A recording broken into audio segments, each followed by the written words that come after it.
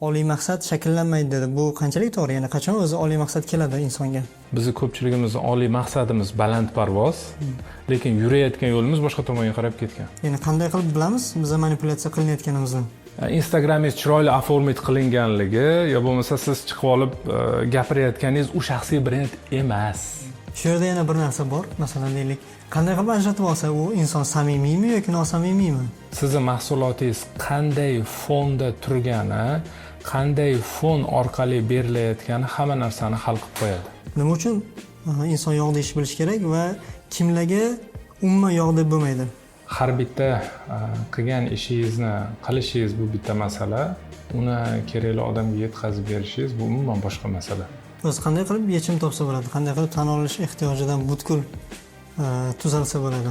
Sizni tayyorlayotgan logotipingiz, tayyorlayotgan banneringiz, reklamangiz, shunaqa narsalaringiz kompaniyani egasiga ham yoqishi kerak emas.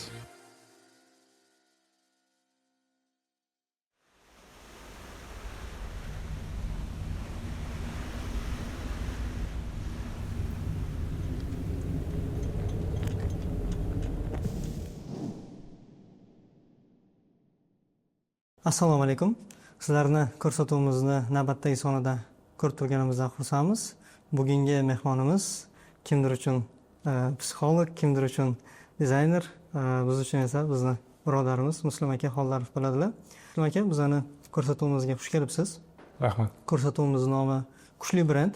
Bundan oldingi sonlarda kompaniyani kuchli brend bo'lishi uchun bosib o'tadigan yo'li, nimalar qilish kerakligi haqida gaplashganmiz.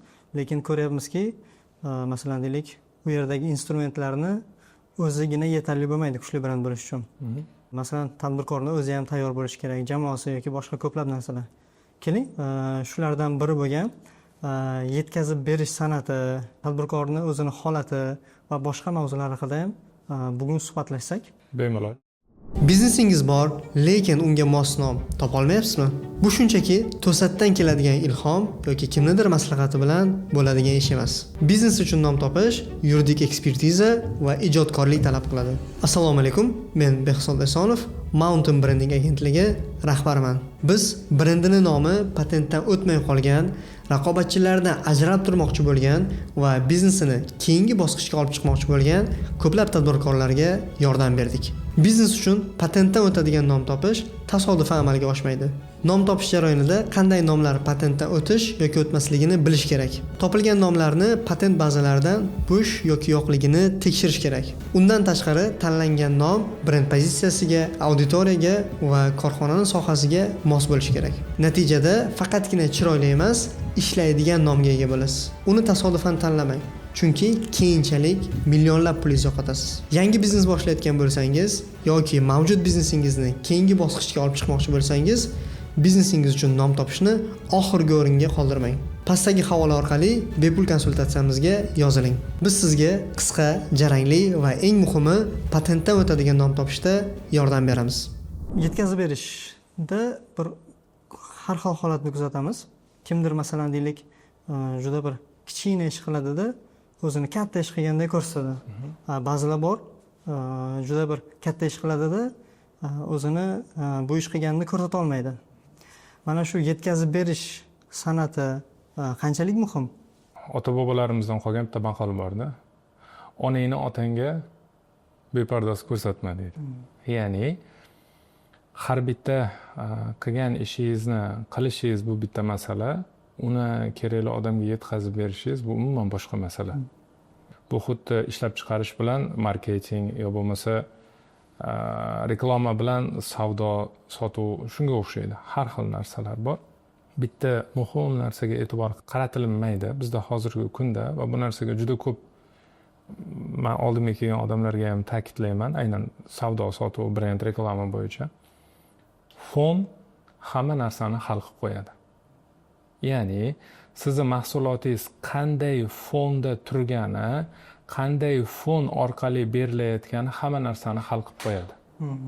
Uni asosiy tochkasi shu joyda. Oddiy misol, keling men sizga tushuntiraman. Bir poda sigirlar turibdi. Tagida shohi deb yozilgan. Nimani tushunasiz? Sigirni shoxini. Sigirni shoxini tushunasiz. Endi odamlar turibdi. Tagida shohi deb yozilgan. Nimani tushunasiz? Qirol. Ha, yashang. Endi shaxmat doskasi turibdi. Yonida shohi deb yozilgan. Nimani tushunasiz? Shaxmatdagi shox. Endi daraxtlar turibdi-da, tagida shohi deb yozilgan. Nimani tushunasiz? Daraxtni shoxi. Aha. Endi bitta qiz turibdi-da, tagida shohi deb yozib qo'ygan. Nimani tushunasiz? Qizni ismini. Qiz ismini tushunasiz. Endi kiyik turibdi. Kiyik yonida shohi deb yozib qo'ygan. Kiyik shoxini tushunaverasiz. E'tibor bering, sizni berayotgan narsangiz hech narsani hal qilmayapti. Deyarli hech narsani hal qilmayapti. Faqat sizni berayotgan narsangiz fokusni bir joyga jamlayapti xolos. Fonda nima borligi hamma narsani hal qilib qo'yapti. Diqqat bilan e'tibor bering. Ko'p ko'ramiz, ko'p kuzatamiz bu narsani.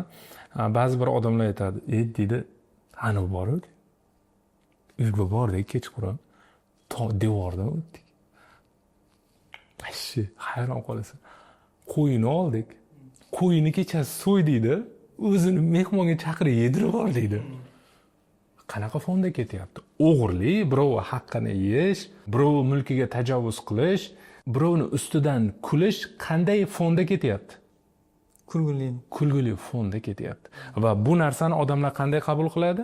Pozitiv, ya'ni yaxshi narsa deb o'ylaydi. Shuning uchun ko'p aytaman. Agar birorta bir yangilik, xabar, birorta odamni gapini, fikrini eshitmoqchi bo'lsanglar, birorta odamni ichidagi muammosini eshitishni xohlasanglar, fonsiz eshitinglar deyman. Ya'ni odamlarga, hatto mana mediada ham shunaqa narsa bor. Buni brendingga to'g'rilab olaverasizlar-da, sekin, ya'ni bitta logotip qanday fonda ketayotgani, bitta brend qanday fonda ketayotganiga moslab olishinglar mumkin. Bitta odam gapni boshlaydi, ana fonda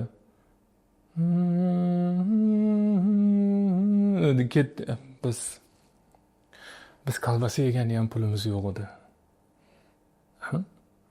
Ketdi. Demak, siz u ma'lumotni qanday qabul qilasiz? Bir qanaqadir o'zini tahrirlash. Agar u gapni to'g'ri eshitsangiz-chi? Jinnimi deyishingiz mumkin. Tushuntira oldimmi? Umumiy holatda shundayki, sizni bildirayotgan, berayotgan brendingiz, sizni ko'rsatayotgan brendingiz fondagi ma'lumotni fokusini bir joyga jamlab beradi. Xolos. Endi fond nima brendda? Mana eng asosiy nuqtasi.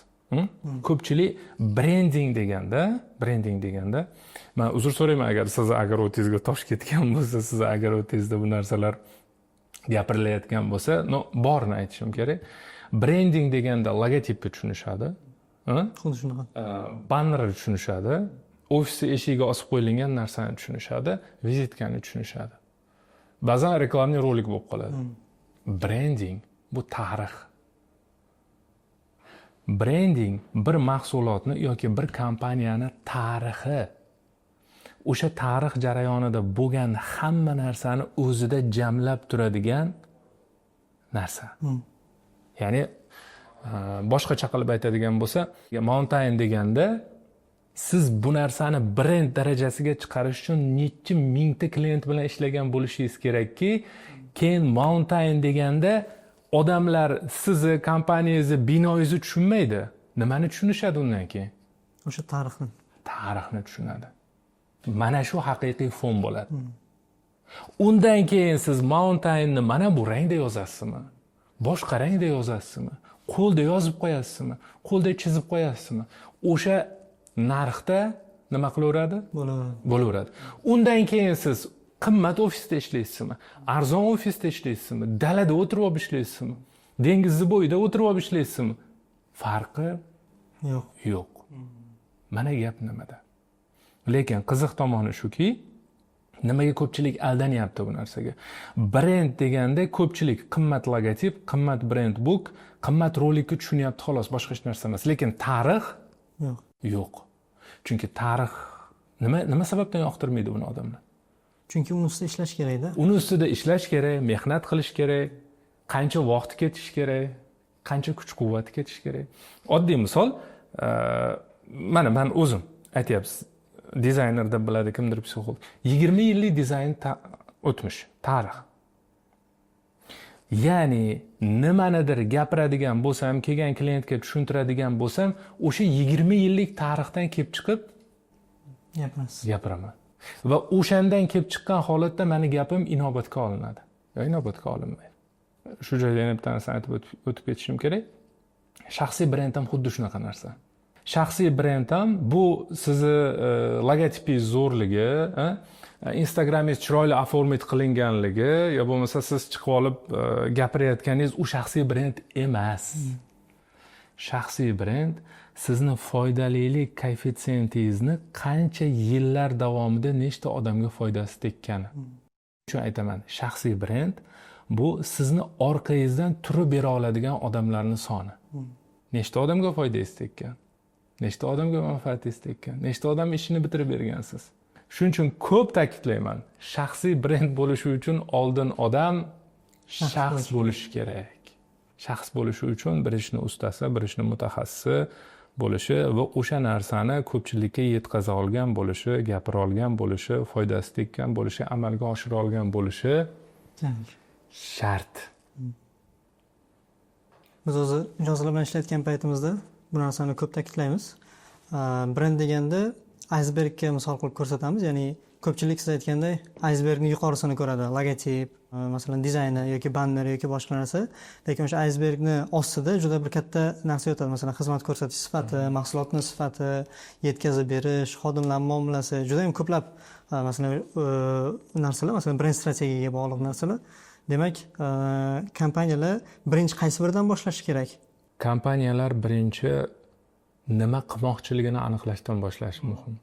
Oliy maqsad desak bo'ladimi? Missiyasi oliy maqsadi. Kompaniyani asosiy, men ko'p gapiraman bu narsani, B tochkasi, lokatsiyasi qayerga urilgan. Shu narsani aniqlab olish muhim. Bizda bu narsa yo'q, bizda bu chochilib yotibdi. A tochkamiz aniq. Mamdaka ham quramiz, mamdaka ham quramiz, mamdaka ham quramiz, mamdaka ham quramiz.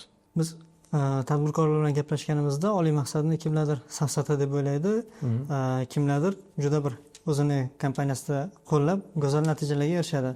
Va bir marketolog akamiz bilan gaplashganimizda aytishdiki, bu ehtiyojlarga ham bog'liq. Masalan, deylik, odamlar fiziologik ehtiyojlari, ya'ni o'sha qorin to'yishi yoki boshqa ehtiyojlar qolmasa, oliy maqsad shakllanmaydi dedi. Bu qanchalik to'g'ri? Ya'ni qachon o'zi oliy maqsad keladi insonga? Avval iqtisod, keyin siyosat deyiladi o'shancha. Ya'ni qorni och bo'lsa, foydasi yo'q. Foydasi yo'q, hech narsa bo'lmaydi. Qorni och bo'lsa ishlamaydi. Oliy maqsad degan narsani ko'pchilik gapiradi, safsata deb qabul qilishining ham sabablari bor.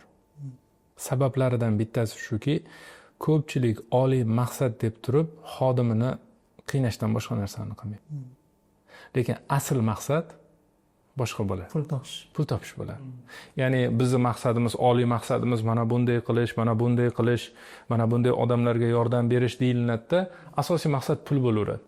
Bizning oliy maqsadimiz mana bu deb turib, xodimlar yo arzonga ishlatilinadi, yo tekinga ishlatilinadi, yo qaysidir ishiga pul berilmaydi. Marketing instrumenti bo'lib qoladi. Oliy maqsad birinchi navbatda realniy bo'lishi muhim. Realniy bor. Ya'ni odam eshitsa tushuna oladigan, aqli yetadigan darajada. Bu juda muhim. Ikkinchisi, oliy maqsadga yurayotgan yo'l ham o'sha maqsadga ketadigan yo'l bo'lish kerak-da. Aytayman-ku, bizning ko'pchiligimizning oliy maqsadimiz balandparvoz, lekin yurayotgan yo'limiz boshqa tomonga qarab ketgan. Shuning uchun ular bir-biriga mos bo'lmagani uchun mijozlarda ham, xodimlarda ham kompaniyaga nisbatan ishonch yo'qoladi. Bu bir manipulyatsiya instrumenti ham bo'lib xizmat qilar ekan-da, bunday olib qarasam. Bu manipulyatsiya instrumenti bo'lib xizmat qilmaydi, bu manipulyatsiyani o'zi. O'zi. Oddiy misol. Kompaniyani rahbari uchun kompaniyani oliy maqsadi muhim. Xodim uchun nima muhim? Pul topishmi? Xodimni hozirgi rus tilida aytganda tikushchi zadachasi borda, arendasini to'lash kerak. Bolasini bog'chasiga pul berish kerak. Xotini Vingillab yotibdi. Bir haftada bir marta dam olgani chiqib kelishi kerak. 3 yildan beri gapiradi. Foydasi yo'q. Tushunyapsizmi?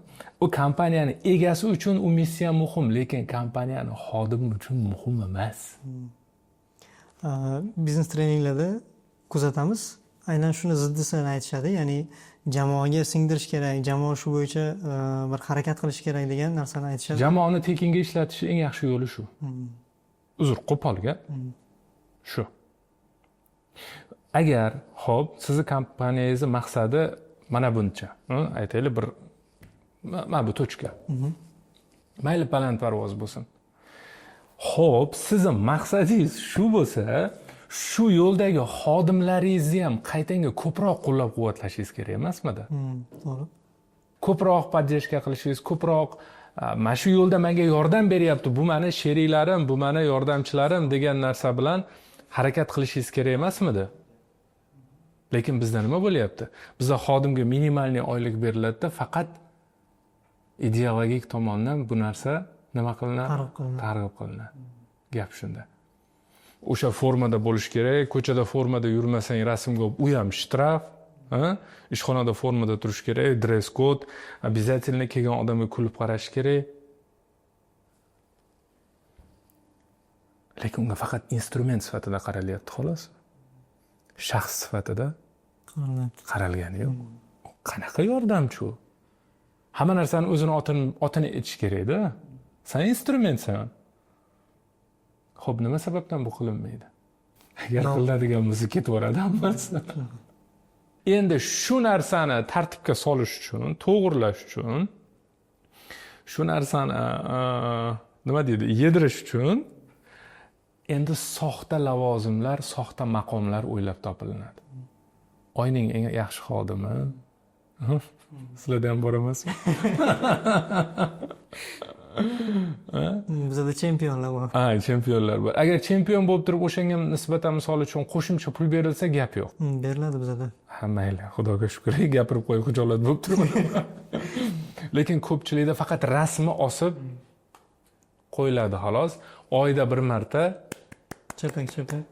chapay taqdirlanadi xolos. Bu o'sha tan olinish ehtiyojini orqasidan kelgan narsa bo'ladi.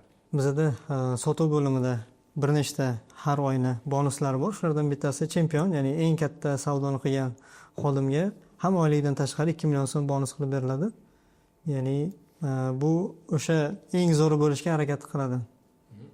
Birinchi navbatda xodim ham odamligini tan olsa yaxshi bo'ladi. U ham odam, uni ham bola chaqasi bor. Bu degani keragidan ortiqcha e'tibor, keragidan ortiqcha qo'llab-quvvatlash, keragidan ortiqcha to'lov emas, yo'q, keragicha. Bizda o'sha keragicha ham yo'q-da. O'ta darajada minimal, ya'ni o'lib qolmasin deb tomizib turiladi xolos. Chunki agar u qorni to'yib qolsa, fikrlashi nima bo'lishni boshlaydi? O'zgarish boshlaydi. Mana shu qo'rquv bor. Agar sizni yoningizda xodim rohatlanib ishlayotgan bo'lsa, ishini bitirayotgan bo'lsa, qayoqqa ketadi? Hech qayerga ketmaydi. Agar siz birovga kidach qilmagan bo'lsangiz, birovdan o'zingiz qochib ketmagan bo'lsangiz, birovni ishlab turib foydasini olib ketavermagan bo'lsangiz, sizni xodimingiz hech qayerga ketmaydi. Keling Muslim aka, manipulyatsiyaga qaytaylik bir juda yaxshi ko'rasiz shu mavzuni nimagadir. Chunki siz kursingizda o'qiganimda eng katta insightlardan biri ko'p aldanayotgan qismimiz, ya'ni marketingda aldanayotgan qismimiz, ayni manipulyatsiya ekanligini tushunganmiz. Mana shu marketingda qanday qilib bizani aldashadi va qaysi narsa bizga signal bo'lishi kerak? Ya'ni qanday qilib bilamiz biza manipulyatsiya qilinayotganimizni? Birinchi signal sizda ochlik hissiyoti. Birinchi signal menda shu narsa yo'q degan narsa keldimi manipulyatsiyaga ilinganingiz marketingda. Misol uchun, oddiy misol, telefon 11. iPhone 11. Tanishganimizdan biri boshqa telefon ishlatganimni bilasizmi? Yo'q. Bilmaysiz. Eng qiziq, buni o'zim sotib olmaganman. Eng hayron qoladigan tomoni, yaxshi ishlayapti, ishlashda davom etyapti. Boshqa muammo yo'q. Eng birinchi marketingda sizni manipulyatsiyaga ilintirishi birinchi belgisi sizda shu narsaga ochlik hissini yetkazib qo'yadi. Menda bu narsa yo'q degan narsani. Lekin hech kim sizga savol bermaydiki, nima menda bor? Nima bor menda? Xo'p, 16 yo'q ekan, 11 bor-ku. Xo'p, Mercy yo'q ekan. Chevrolet bor-ku. Xo'p, Turkiyaga dam olgani ketmayapman ekan, toqqa chiqib kelib turibman-ku. Yo'q. Birinchi instrument ochlik. Agar bizni boshqachasiga yo O'zbekiston milliy bir urf-odatlariga, jamiyatiga moslab aytadigan bo'lsak, noshukurchilik hissiyotini uyg'otadi. Noshukurchilik hissiyotini uyg'otadi. Undan keyin norozilik paydo bo'ladi. Birinchi ochlik, keyin norozilik. Bo'ldi, siz ilmdasiz, hech qayerga chiqib keta olmaysiz. Hech qayerga chiqib keta olmaysiz. Va sizga o'sha marketing qilayotgan odamlar oldiga borganingizda, gaplashganingizda, reklamasini ko'rganingizda, postini o'qiganingizda, roligini ko'rganingizda hammasi o'shani mendan olasan deydi. Mana shu narsani olsang, o'sha to'ladi. Hammasini qoidasi shu. Xo'p, o'zimizga bitta savol beraylik-da, buni olmasam yashashimga nima ta'sir qiladi? Hech narsa. Zaruriyat bor, ehtiyoj bor, xohish bor. Farqi qanday bo'ladi? Zaruriyat agar o'shani olmasangiz yo ishingiz orqaga ketadi, yo hayotingizda nimadir minus bo'ladi. Ta'sir qiladi. Xohishni olmasangiz ham hech narsa bo'lmaydi. Bizning muammolarimizni eng kattasi arzimas narsani falokat darajasiga olib chiqishimizda. Arzimas, misol uchun telefon, yana o'sha telefon mavzusiga qaytaylik. Telefon, oddiy telefon olmadim, bo'ldi, men o'zimni qanday his qilaman? Norozi, unijeniy, yani pastga urilgan, ayniqsa ayollar, men odam emasman. Yana bitta muhim joyi bor, eslab qoling. Mana shu holatda sizni o'sha narsa olgan odamlar bilan solishtirib qo'yiladi. Masalan, yana bir tomoni xayolimga keldi. Sizni kuzatganimda, mana biror bir ishni muvaffaqiyatli uddalasangiz yoki biror bir vazifani bajarsangiz, o'zingizni nimadir bilan taqdirlaysiz. Bu ikkalasini qanday bog'liqligi bor? Ya'ni inson o'zini taqdirlab turishi kerakligi bilan o'sha manipulyatsiyaga uchmasligi haqida. Taqdirlab turishi shunday narsaki, keling, manipulyatsiyadan boshlaylik. Manipulyatsiya yo'q narsaga jon kuydirish. Taqdirlash bor narsadan o'zingizni bahramand qilish. Men hali u narsaga erishmagunimcha, biror bir ishga o'sha narsaga erishmagunimcha, o'sha narsaga yetishmagunimcha taqdirlash yo'q. Nima uchun o'z taqdirlaysiz o'zingizni? Insonning tanasi bor, aqli bor, hissiyotlari, qalbi bor, ruhiyati bor. Bularning hammasini o'zini ehtiyojlari bor. Bularning hammasini xohishi bor. Bularning hammasini ozuqasi bor. Alohida. Bir-biriga umuman aloqasi yo'q. Eng hayron qoladigan tomoni. Endi ana shularni ozuqasini bermaydigan bo'lsangiz, u harakat qilmaydi. Siz eksperiment qilib ko'ring. Pul topdingiz. 1 oy, 2 oy, 3 oy davomida yaxshi pul topdingizda, lekin pulingizni birortasini o'zingizga sarflamadingiz. Xodimlarda ham juda ko'p shunaqa holat bo'ladi. Eslab qoling. Birortasini o'zingizga sarflamadingiz, yo olib qo'yishdi. Olib qo'yishdi qaysi ma'noda? Uyingizdagilar, tanish-bilishlar, qarindoshlar kerak dedi, kimdir qarz so'radi, olib qo'ydi. 4-oydan boshlab siz qimirlamaysiz. Nima sababdan? Signal ketadi. Shuncha ishlasam ham baribir o'zimga hech narsa yo'q ekan. Menga hech narsa yo'q ekan. U обязательно nimadir olish shart emas. Men taqdirlashim, mana o'zimning ishimda taqdirlashim, mana o'zim bitta taqdirlash misol uchun. Arzimagan pul turadi.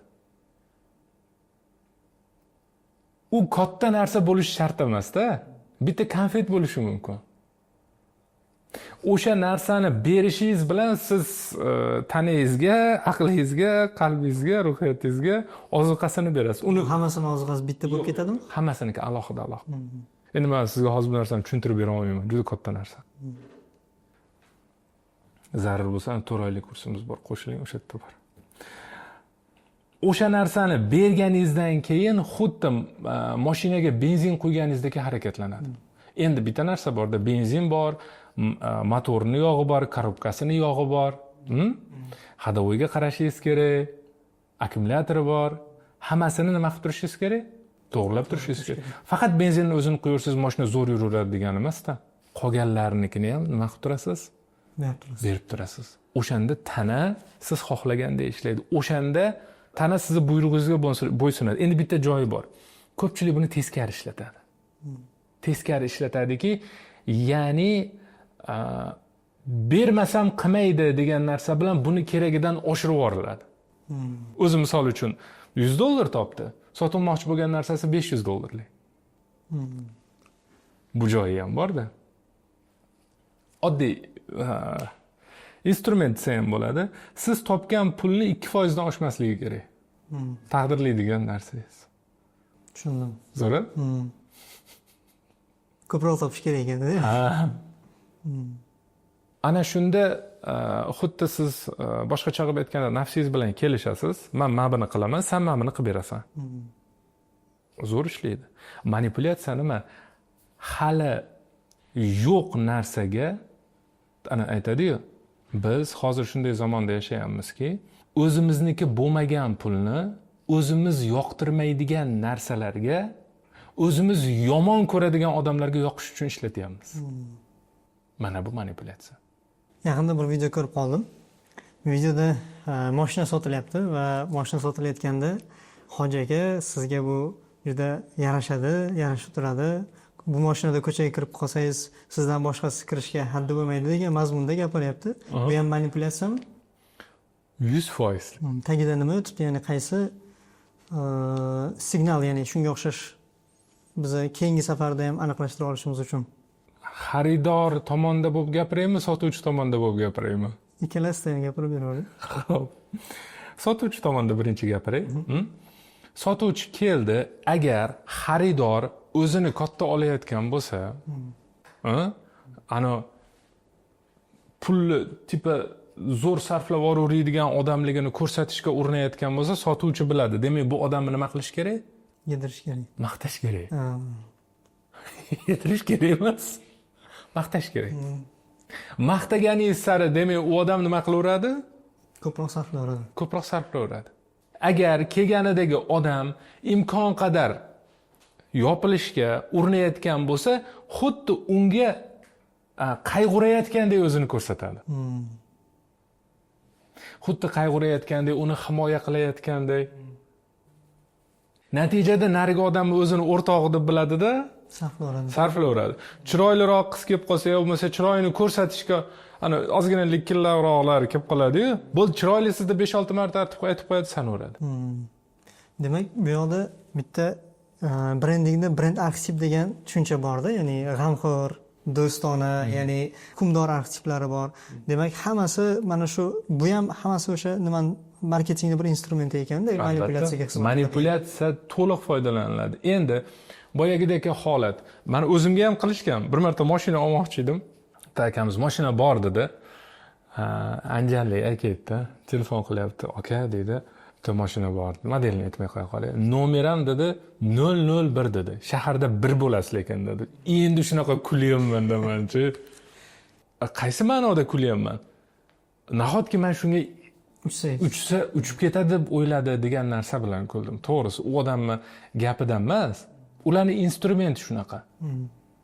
Biling, shunaqa gap gapirilyaptimi, bo'ldi, siz chiqib keta olmaysiz. Endi sababi bor. Sababi bor. Endi xaridor tomonidan gapiraylik. O'zini katta ko'rsatishga urinayotgan, o'zini juda krutoy ko'rsatishga urinayotgan odamning ichida qo'rquvi, ojizligini ko'rsatib qo'yish qo'rquvi bor. Tan olinish ehtiyoji bor. Egalik qilish ehtiyoji bor.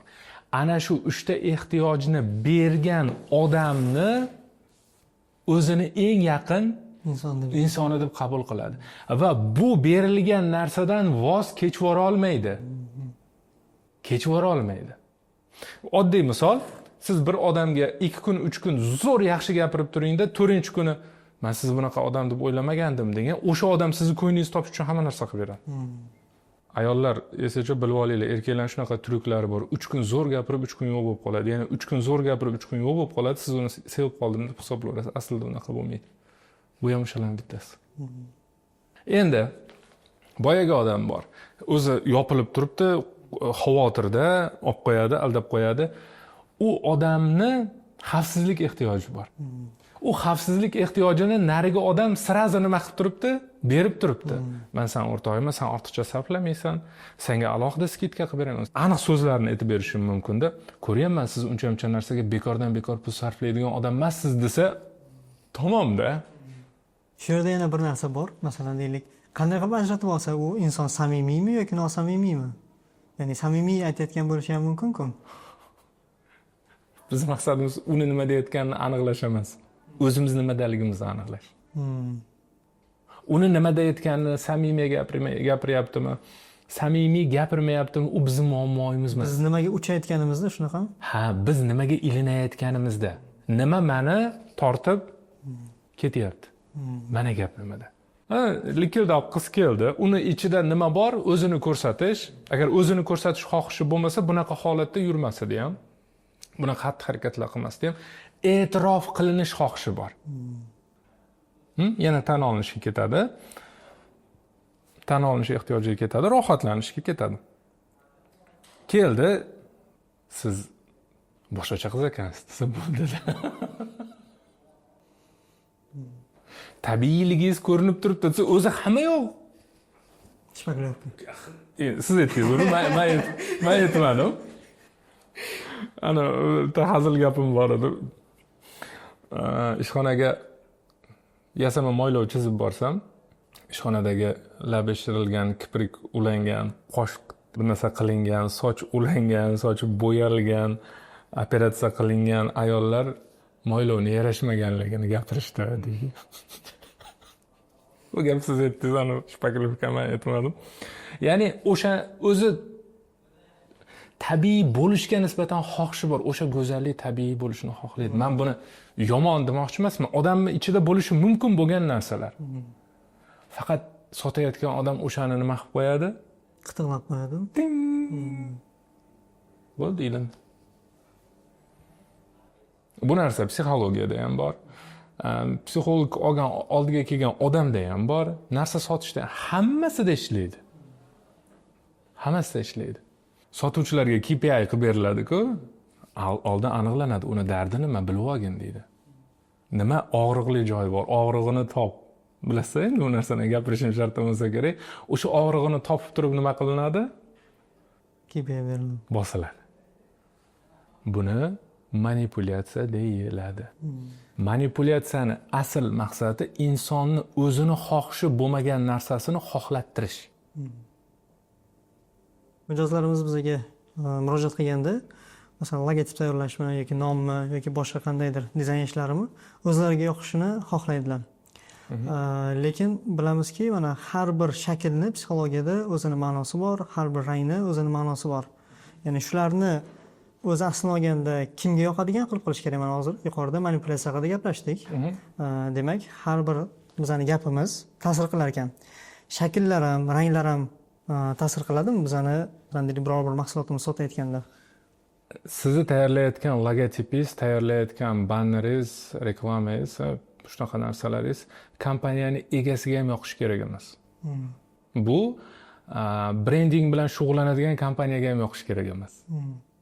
Ya'ni buni ular belgilamaydi. Buni mana shu kompaniyani B tochkasi nimaligini aniq biladigan odam mana shu joydagi xaridorga moslab tayyorlash kerak. Ya'ni ko'pincha agar kompaniya haqiqatan professional odamlarni yig'gan bo'lsa, odatda kompaniyani marketologi qiladi buni. Bizda boshqa narsada, bizda sal boshqacharoq narsa ishlaydi. Ya'ni logotipni qilasiz, zo'r qilib qilasiz. Rahbar oboratda xotiniga ko'rsatadi. Xotini aytadi, "Sariqroq qilsak bo'lmasmidi? Sariqroq qilib beringlar." Yo'q, u hal qilmaydi. Bizni mana bu kompaniyani maqsadi uni xotiniga yoqishmasda. U o'sha B tochkasiga borish. B tochkasidagi holat nima bo'lsa, shu joyga moslab qilish muhim. Rangini, qirralarini, dumaloqligini, formasini, yozug'ini, shriftini, belgisini, hamma narsasini. Hatto soya, gradient hamma narsasini o'shanga moslashtirib qilish zarur. Ya'ni sizni B tochkadagi klientingiz nimani xohlaydi. Endi bu tochkadagi klientingizning kayfiyatiga qarab qattiqroq, solidniyroq, mayda-chuyda gapga ilashib ketadigan emas, o'zini aniq maqsadiga ega kompaniya bo'ladigan bo'lsa, to'q ranglar, qora, to'q fioletoviy, mokriy asfalt ranglar, detalizatsiyasida ba'zi bir tilla ranglar qo'shiladi. Formalardan to'rtburchak, ko'proq to'rtburchak, kamdan kam holatda uchburchak qo'shiladi. Endi kompaniyani asosiy maqsadi happy bo'ladigan bo'lsa, ya'ni xursandchilik, bunaqa narsalarga olib borilish kerak bo'lsa, boshlanadi qizil, sariq aralashishni boshlaydi. Tillarang ko'payib ketadi. Forma qancha jingalak bo'lsa, shuncha yaxshi buni holatida. Qimmat odamlar uchun kam miqdorda chiqariladigan narsalarda to'q yashil, to'q bordoviy, tilla ozgincha detallari, shriftlari strogiy, znak, belgi bu joyda bo'lmaydi. Ya'ni yana bir marta aytayapman, bu narsani kompaniyaning egasi ham hal qila olmaydi. Aslida hal qilish kerak emas. Brend qilayotgan odam yoki dizayn qilayotgan odam ham hal qilmaydi. Buni marketolog hal qiladi. O'sha B tochkadagi odamlarga moslashtirgan holatda. Agar kompaniyani egasi menga yoqmayapti, mana bundakenga qilib ber deyaptimi, o'ylab ko'rish kerak buni sal. Kompaniyani egasi bo'lgan odamlar kim bilan maslahatlashdi degan joyi ham bor. Ko'pincha bizning xalqimizda shunaqa odat bor. O'sha qildirmoqchi bo'lgan narsamiz maslahat olamizda. Birinchi narsa bilmaydigan odamdan maslahat olinmasligi kerak. Maslahat olsangiz shu sohani ustasidan oling. Eng qizig'i maslahat shu sohani ustasi bo'lgan odam tekindan-tekin maslahat bermaydi. Mana gap nimada? Suhbatimiz boshida taqdim qilish haqida gaplashdik. Bu yerda o'sha taqdim qilishda ham qanday yondashuv qilish rol o'ynaydimi? Ya'ni mijozlarimizdan shunaqa narsalar eshitamiz. Siz bizga qilib bergan ishingiz boshida uncha yoqmaganda, masalan, nom qilib berdik yoki logo qilib berdik. Keyinchalik, masalan, ko'p ko'rib, ko'p ko'zimiz tushgandan keyin yoki mijozlarimizga yoqish boshlagandan keyin yoqishni boshladi. O'zimiz ham yoqtirib qoldik deydi. Ya'ni boshidagi muammo taqdim qilishda ham bo'lishi mumkinmi? Bu joyda sizlar ularga yetkazishda muammo qilayotgan bo'lishinglar mumkin. Ya'ni xato qilayotgan bo'lishinglar mumkin. Bitta narsada kim bilan gaplashayotganinglarni bilishinglar kerak-da. Ularni xohishi, maqsadi, tsennosti. Sizni tsennostingizga to'g'ri kelmaydigan bo'lsa, siz har qancha narsani gapiring, baribir ular qabul qilmaydi. Endi ikkinchi tomoni bor. Agar sizni tayyorlab bergan narsangiz mijozlarga ko'proq yoqadigan bo'lsa, ya'ni u kompaniyaga emas, u kompaniya mijozlariga ko'proq yoqadigan bo'lsa, bular baribir yaxshi ko'p qolaveradi. Bu tomoni ham bor. Shuning uchun men ko'proq tavsiya qilgan bo'lar edim, kompaniyani marketologi bilan ko'proq ishlashni. Bu tomoni muhimroq. Taqdim qilayotganda, ularga yetkazilayotganda ham ishlash jarayoni bilan yetkazsanglar ko'proq foydali bo'ladi. Jarayonlarni ko'rsatib. Chunki odamlarga ana rus tilida aytganda istoriya qiziq.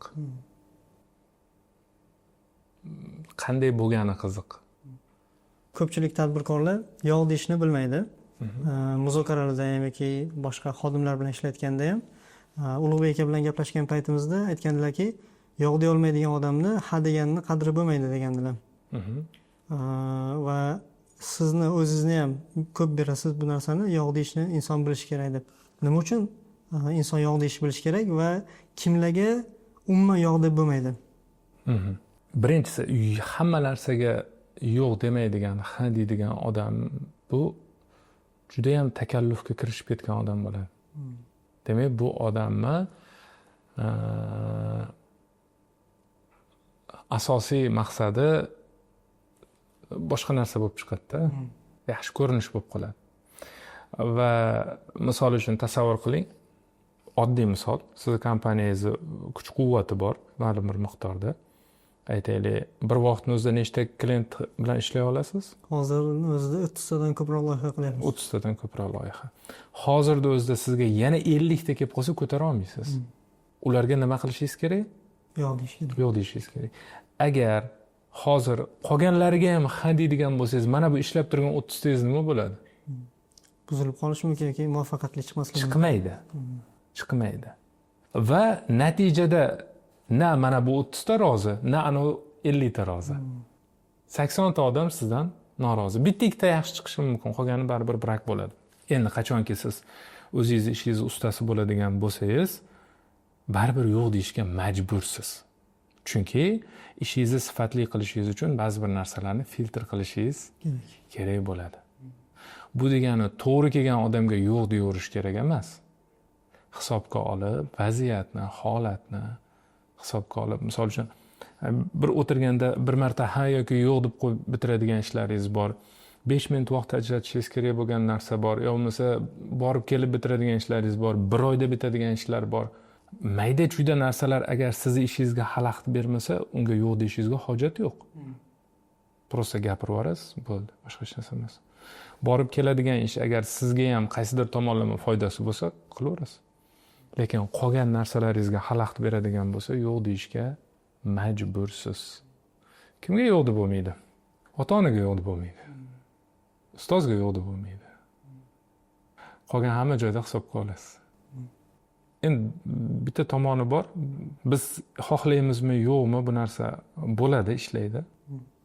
Aslida yo'q deya olsangiz, odamlar sizga birozgina boshqacha sal ehtiyot bo'lib, hurmatingizni qilib muomala qiladi. Bu ham bor. Buni ham hisobga olib qo'yish kerak.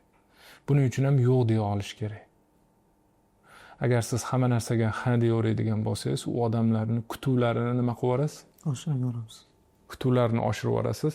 Keyin sizga ular shunchaki aytmaydi, sizga nima qilishni boshlaydi? Talab qo'yishni boshlaydi.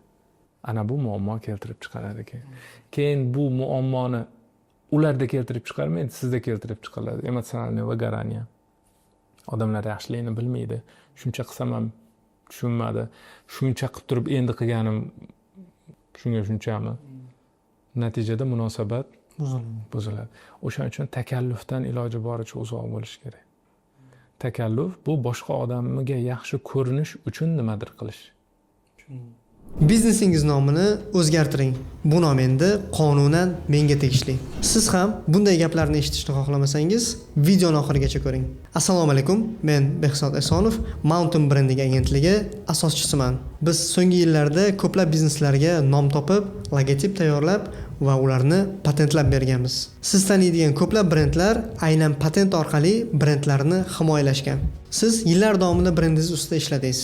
Mijozlaringiz shu nom bilan sizni taniy boshladi. Reklamaga sarmoya qildingiz.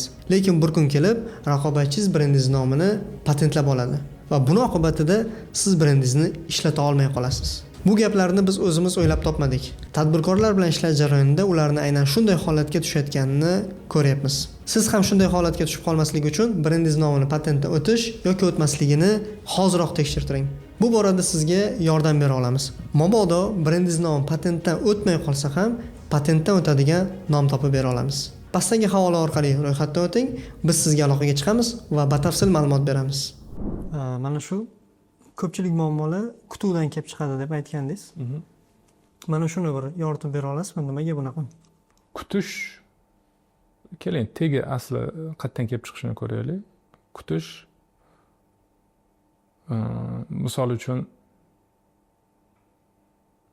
siz mendan nimadir kutayotgan bo'lsangiz, bu meni muammoymi, sizning muammoyingizmi? Meniki. Chunki u kutuv qayerda? Menda. Sizda. Endi agar siz kutayotgan narsani men bersam, siz xursand bo'lasizmi, xafa bo'lasizmi? Xursand bo'laman? Yo'q. Hech narsa bo'lmaydi. Siz kutayotgan narsani men bersam, u xuddi bo'lishi kerak bo'lgan narsaday qabul qilinadi. Normal qabul qilinadi. Agar siz kutayotgan narsani bermasam, xafa bo'laman. Xafa bo'lasiz. Siz kutayotgandan ko'proq narsani beradigan bo'lsam, endi xursand bo'lasiz. Endi qarangda. Xo'p, kutayotgan kim kutayotgan? Siz bo'ladigan bo'lsangiz, nariga odam siz kutayotgan narsani berishga majburmi? agar kelishilgan bo'lsa, do'g'ringiz bo'lsa, o'rtada oldi berdingiz bo'lsa, o'sha oldi berdi kelishuv bo'yicha bo'lsa mayli, undan boshqasini berishga majbur emasmiz. majbur emas. Kerak ham emas. Lekin gap shundaki, biz o'zimizni miyamizda qurib olgan, o'zimiz tasavvur qilib olgan xulosalar, fikrlar, tushunchalar va o'zimizni ehtiyojimizdan kelib chiqqan holatda kutamiz. Oddiy misol, bugun ertalab ishga chiqib ketganim yo'q edi. Bitta ayol podyezddan kelib chiqyapti. Eshikni ochyapti-da. Eshikni ochib, yana ochganda ham ochib ko'rmayapti. Ochib ana daqa ochadi-yu, nima ochilmayapti. Imamdek urishni boshladi. Urush jarayonida u normalniy gaplarni gapirib qo'ydi-da. Keldim, kim u dedim. Kim u? Desam, menman dedi. Kimsiz siz desam, adashimman dedi. Tushunyapsiz-a? Bizning holatimiz xuddi shunaqa. Ya'ni o'zimizga aloqasi bo'lmagan odamlardan nimanidir kutamizda, o'sha kutgan narsamiz amalga oshmagani uchun undan norozimiz. Lekin kutgan ham biz, O'zimiz. norozi bo'lgan ham biz, munosabatni buzgan ham biz. U odamning nima aloqasi bor, men tushunmayman. Xo'p, endi qiziq joyi bor. O'sha kutuvimizga yarasha nimadir hech qachon bermaymiz. Mana asosiy joylari nimada? Agar berib qo'ygan bo'lsa, voy xudo saqlasin. Sen долженsan, sen qilib berishing keraksan. Shunaqa bosimni ko'paytirib yuboramizki. Oddiy misol, mana bu ham tan olinish ehtiyojida aslida. Tan olinish ehtiyojini to'g'rilamagan odamlar hech qachon mazza qilib dam ola olmaydi, esingizda bo'lsin. Chunki qayerga boradigan bo'lsa, albatta o'zini nima qildirish kerak? Tan oldirish kerak. Tan oldirishi uchun boshqalarning kamchiligini topib turib yuziga solishni boshlaydi. Qachon normalniy servisni o'rganasanlar? Klient bilan gaplashishni bilasanmi, yo'qmi? Nimaga men bu kerakli darajada xo'lmas? Nimaga qiyshiq turibdi? Nimaga xonamni 10 minut kechroq yig'ishtirding? Tushunyapsizmi? Bu ham kutuvlarimiz, ya'ni e'tibor bering, tan olinish ehtiyoji kutuv bilan chambarchas bog'liq. O'zi qanday qilib yechim topsa bo'ladi? Qanday qilib tan olinish ehtiyojidan butkul tuzalsa bo'ladi? 4 oylik kurs dedim. Bu katta narsa-da. Intro qilib keting hozir shu yerda endi. Ya, intro shart emas. Ana pastda silka bor, esingizga o'tib, ana prezentatsiyasini ko'rib olsanglar bo'ladi. Tan olinish ehtiyojini to'g'irlash uchun siz qolgan hamma narsani tan olishingiz kerak. Mana bu nima bu? Telefon. Bunda nima qilsa bo'ladi? Rasm, telefon qilsa bo'ladi. Rasm qilsa bo'ladi, audio eshitsa bo'ladi. Yana yaqinlar bilan gaplashsa bo'ladi. Bunda choy ichib bo'ladimi? Yo'q. Choy zakaz qilib bo'ladi, lekin choy ichib bo'ladimi? Yo'q. Yo'q. Oddiy misol. Buni shunda pauza qilib turaylik, tushunib olishingiz uchun. Hozirgi kunda mana yoz oyidamiz. Men intervyu olayotgan paytimiz yoz oyida. Ko'chada obed vaqti, tushlik vaqti dastavkada yurgan odamni holatini his qilamizmi, qilmaymizmi?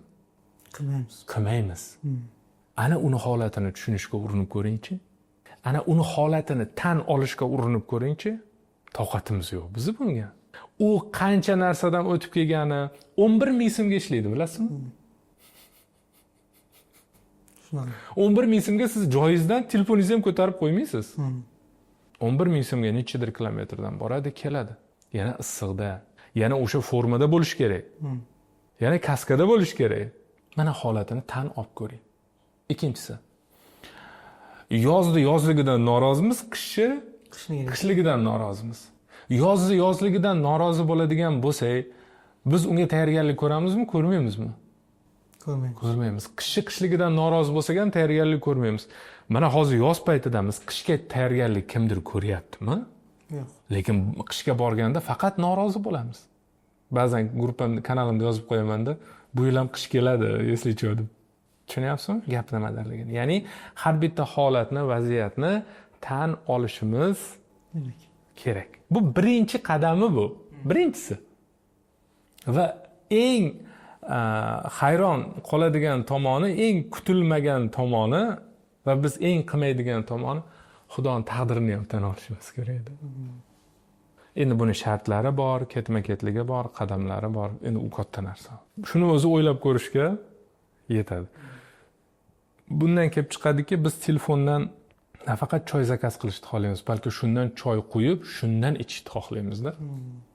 Bu biz xohlagandek bo'lishi kerak deb hisoblaymiz. Bu biz aytgandek bo'lishi kerak, bu biz mo'ljallagandek bo'lishi kerak, bu biz kutganimizdek bo'lishi kerak. Mana muammo nimada? Hozir oxirgi paytlarda yoshlikdagi travmalar degan gap trendga chiqdi-da, ko'pchilik aytishni boshladi. Bu tan olish ehtiyoji shu bilan bog'liqmi yoki butunlay boshqa narsami? Tan olish ehtiyojiga bog'liq joyi ham bor. Bor. Lekin bo'ldi endi kimnidir ayblashligim kelyapti. Ikki xil turdagi psixologiyani maktabi bor. Birinchisi Zigmund Freydniki, ikkinchisi Adlerniki. Nima sababdan Zigmund Freydning maktabi rivojlanib ketgan? Rivojlanganda ham massiviy rivojlanib ketgan. Hamma joyga kirib borgan, hamma shuni o'rganishga qiziqqan. Nima sababdan? Zigmund Freydning ta'limoti bo'yicha yo otangiz aybdor, yo onangiz aybdor, yo travma kirgizgan qo'shningiz aybdor, yo nechinchidir boboyingizga ham ketib qoladi, yo jamiyat aybdor. Faqat siz Aybdormasiz. Aybdormasiz. Boshqalarni ayblash ustiga qurilgan ekan. Ha. Adlerniki. Bo'ldi, kim nima qilgan bo'lsa ham bo'ldi, to'xtat shu yerda, bo'ldi, boshqa yo'lga yur degan narsani o'rgatadi. Tushuntirdingmi? Hozirgi demak, o'sha yoshlikdagi travma deganda, o'sha birinchi yo'nalishdagi psixologik yo'lni olib ketyapti. Ko'pchilik shunaqa. Travma xohlaganingizcha travma bo'lishi mumkin. Oddiy misol, bitta oilada 4 ta farzand bo'lsa, o'sha ota-onani tarbiyasini olgan-ku. To'ralasi ham bir xil bo'lishi kerak emasmidi? 4 xil bo'ladi. 4 xil bo'ladi. Demak, hammasi o'zini yo'nalishi bo'yicha ketyapti. O'zini tomoni bo'yicha ketyapti. Demak, qanday travma olishingizdan qat'iy nazar kelajakda qanday yo'lni tanlashingizga qarab belgilanadi. Ba'zi bir odamlar bor, yoshligida shunaqa qiynalib katta bo'lgan, lekin zo'r bo'lib ketgan. Xuddi shunaqa qiyinchilikda ketib turib, butunlay yerga tegib ketgan odamlar ham bor. Gap kimnidir ayblashda emas-da, bo'ldi endi yig'ishtirish kerak. Foydasi bo'lganda shu kungacha buni foydasi bo'lar edi. Bo'ldi, travma nima bo'lgan bo'lsa, bo'ldi o'tib ketdi. Bo'ldi, men tushundim gap nimadaligini. Endi nima qilaman degan gap muhim.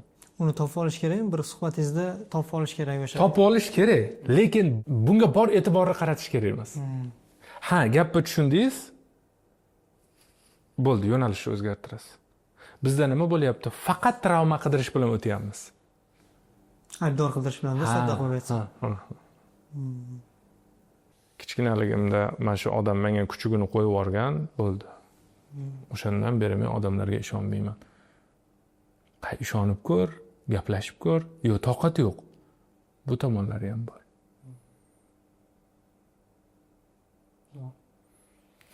O'zingizga nimadir ta'sir qilib ketdimi? Yo'q, ta'sir qilgani. Ya'ni ta'sir qilgani yo'q deganda o'zi birovdan ayb qidirmayman-da. Yana nima savolingiz? Savollar tugadi. Maroqli suhbat bo'ldi. Ancha o'zimizga kerakli narsalar oldik. Yakuniy xulosa sifatida bizdan asosan tadbirkorlar yoki biznes boshlamoqchi bo'lganlar kuzatishadi. Nima deb tavsiya bergan bo'lardingiz ularga so'z oxirida? Nimadir kerak bo'lsa qilsin. Kerak bo'lmasa qilmasin. Lekin qila olmasa birovni ayblamasin. Chunki kimgadir nimadir qilish kerak bo'lsa, o'zi albatta qiladi. Qilmayaptimi, kerak emas. Faqat birovni ayblashga hojat yo'q. Gap shu xolos. E'tiborlaringiz uchun rahmat. Bugungi suhbatimiz sizlarga maroqli bo'ldi degan umiddamiz. Agar shunaqa bo'lsa, tanishlaringizga, yaqinlaringizga yuborib qo'ying va mana shu muammolar kimda bo'lsa, ularga ham jo'natib qo'ying. Qanaqadir savollar bo'lsa, bemalol izohlarda qoldirishingiz mumkin. Rahmat, salomat bo'linglar.